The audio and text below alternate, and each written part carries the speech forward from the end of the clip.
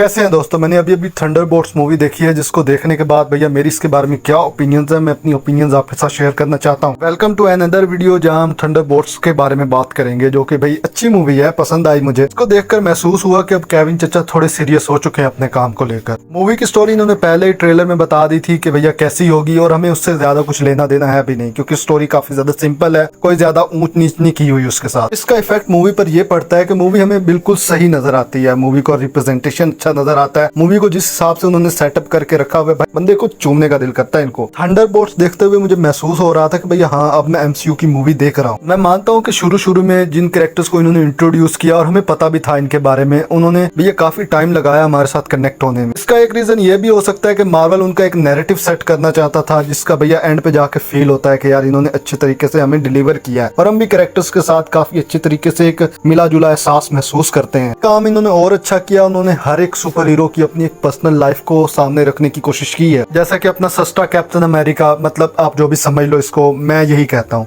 और सबसे इम्पोर्टेंट जो फोकस किया ना मार्वल ने, वो येलेना पे किया है। येलेना जिसका भैया ब्लैक विडो के साथ बहुत ही पुराना रिश्ता था, उसके पास के ट्रॉमास को काफी अच्छे तरीके से हाईलाइट किया है, जो कि अच्छा लगा मुझे, लेकिन इतना ज्यादा इफेक्टिव नहीं लगता, क्योंकि जाहिर बात है कि जिस हिसाब से ये रिप्रेजेंट कर रहे थे वो थोड़ा अलग वे में चला जाता है, तो भाई थोड़ा फील कम होता है वो। लेकिन जब येलेना का शुरू का इंट्रो दिखाया जाता है ना, वो काफी ज्यादा एंगेजिंग लगता है, क्योंकि वहां पे ऐसा फील होता है कि भैया वो अपनी जिंदगी से कुछ ज्यादा खुश नहीं है, बल्कि वो बस रूटीन का काम कर रही है। ऐसा महसूस होता है जैसे कि भैया कोई बंदा जॉब करने जा रहा है और जॉब करने के बाद भैया वापस आएगा और चुपचाप जाके सो जाएगा, बस उसका यही काम है। जिसके बाद बारी आती है अपने विंटर सोल्जर की, जो कि भाई इन सब में ऐसे ही फंस जाता है बेचारा जाके। ऐसे समझ लो कि कुछ अच्छा करने के चक्कर में भैया ये भी इन लोगों के साथ रगड़ा जाता है। लेकिन मुझे सबसे ज्यादा बुरा पता किसके लिए लगता है, वो लगता है टास्क मास्टर के लिए, जिसको इन्होंने भैया कितने सस्ते तरीके से निपटाया है यार इन्होंने। इसके बाद सबसे आखिर में बात कर लेते हैं सेंट्री की, जिसको भैया इन्होंने काफी हद तक हाइप करके रखा हुआ था, और मुझे खुद भी पता था कि भैया इस बंदे से लड़ने वाला काम किसी का नहीं है, कम से कम इन 5 नल्लों का तो काम नहीं है इससे लड़ना, और ये लड़ भी नहीं पाएंगे। इसका इन्होंने ट्रेलर में ही हिंट दे दिया था कि भैया इन लोगों को किस तरह उसने उखाड़ फेंका था। बात यहीं तक खत्म नहीं होती है, क्योंकि जाहिर बात है कि जो बंदा इसके पीछे होता है पूरे तरीके से जिम्मेदार, उसके साथ जो एंड पे होता है वो काफी अलग तरीके से होता है, जो जाहिर बात है हजम होने वाली बात नहीं होती। लेकिन तुम जानते हो कि भाई आजकल जो पॉलिटिशियंस का नजरिया चलता है, भैया पॉलिटिशियंस का तो निकलना आसान हो जाता है, लेकिन पीछे बाकी सब फंस जाते हैं। कहते हैं ना कि वक्त आने पे गधे को भी बाप बनाना पड़ता है, तो भैया इसने वही किया है कि उन गधों को अपना बाप बनाना। और फ्यूचर में मानकर चलो कि भैया ये लोग आगे भी इनके रास्ते में रोड़े अटकाने वाले हैं। आप जानते हो कि जिस तरह इन्होंने पहले अपने कैप्टन अमेरिका और आयरन मैन को भिड़वा दिया था, तो भैया ये कौन सी चीज है, इनको भी लड़वा देंगे। यहाँ मैं एक और बात कहना चाहता हूँ कि भैया मैंने मूवी से कुछ ज्यादा एक्सपेक्ट किया ही नहीं था, क्योंकि मैं जानता था कि पिछली जो मूवीज का ट्रैक रिकॉर्ड रहा है एमसीयू का, वो बहुत ही बुरा रहा है। जाहिर बात है अगर तुम बंदर को खरगोश बनाने की कोशिश करोगे तो पब्लिक तो भड़केगी, सिर्फ भड़केगी नहीं बल्कि गालियां जो भी मिलेगा वो तुम्हारे मुंह पे दे मारेगी, क्योंकि जाहिर बात है कि कोई भी बेवकूफ नहीं बनना चाहता। एक और बात जिस पर मैं बात करना चाहता हूँ, और वो ये है कि इन्होंने सेंट्री की 2 पर्सनैलिटीज अभी से ही दिखा दी, और हम पहले से ही जानते थे कि भाई जो वॉइड वाली पर्सनैलिटी है वही ये सारी तबाही मचाएगी, लेकिन कैसे मचाएगी वो हमने मूवी में देख ही लिया। जिससे एक बात खुलकर साफ हो जाती है कि भैया आगे चलकर जो सेंट्री है यही जाकर आगे डूम का पपेट बनने वाला है। ये जो हमने अभी देखा है ना, ये सिर्फ ट्रेलर है वॉइड का, आगे चलकर पूरी पिक्चर मिलेगी हमें इसकी। सोचो कि डूम ने वॉइड को जगा दिया, तो उसके बाद क्या ही हाल होगा बाकी सुपर हीरोज का। इस मूवी को पूरे तरीके से देखने के बाद मुझे एक चीज अच्छे तरीके से समझ में आ गई है कि अब जो सुपर हीरोज आएंगे वो पूरे तरीके से पावरफुल पीपल्स के पपेट्स बनकर रह जाएंगे, क्योंकि हर कोई स्टीव रोजर्स और टोनी स्टार्क जैसा नहीं होता कि सीधा सीधा जाके असेंबली से भिड़ जाए कि भैया सालो जो उखाड़ सकते हो उखाड़ लो, सालो तुम्हें टैक्स दे रहे हैं, तुम्हारे सामने बोलने की औकात नहीं है। लेकिन यहाँ पे भैया ये लोग थोड़े अलग टाइप के लोग हैं, इनके फाइनेंशियल प्रॉब्लम्स भी हैं, इन्हें अपने घर के बिल भी पे करने होते हैं, इन्हें अपने बच्चों के लिए भी कुछ ना कुछ करना पड़ता है, इन्हें अपनी फैमिली को भी संभालना पड़ता है, जो कि भैया हम देख भी चुके हैं अपने वो जो सस्ते कैप्टन अमेरिका थे उनकी है फैमिली। यही वजह थी कि जब captain America brave new world release हुई तो उन्होंने सैम विल्सन को इनकार कर दिया मानने से कि भैया ये कैप्टन अमेरिका। भाई कैप्टन अमेरिका तो वो बंदा था जो सीधा सीधा स्ट्रेट से जाके टकरा गया था अपने दोस्त के लिए। दैट्स व्हाई कि ये मूवी मेरे लिए इसलिए खास बन जाती है कि ये किसी की जगह नहीं ले रहे हैं, बल्कि अपनी जगह बना रहे हैं। सारे के सारे ह्यूमंस हैं, सारे के सारे ऑलमोस्ट किसी तरीके से नॉर्मल हैं, सिवाय 1-2 कैरेक्टर्स को छोड़कर, जिनको भैया जाहिर बात है उन्होंने टाइम कम दिया है, लेकिन कोई बात नहीं, अगली किसी मूवी में वो अच्छे तरीके से एक्सप्लेन कर देंगे। ये कैरेक्टर्स इसलिए भी लोगों को पसंद आ रहे हैं क्योंकि ये कैरेक्टर्स किसी की कॉपी नहीं करना चाहते, बल्कि खुद का एक नाम खड़ा करना चाहते हैं कि भैया हाँ मैं ये हूँ, मैं खुद की आइडेंटिटी सबके सामने रखना चाहता हूँ। मूवी के पोस्ट क्रेडिट सीन्स भी हैं, जिसके बारे में मैं अगली किसी वीडियो में बात करना चाहता हूँ। अभी के लिए मैं आपसे इजाजत चाहता हूँ। अगर वीडियो अच्छी लगी हो तो चैनल को सब्सक्राइब कर दें, वीडियो को लाइक कर दें और शेयर कर दें।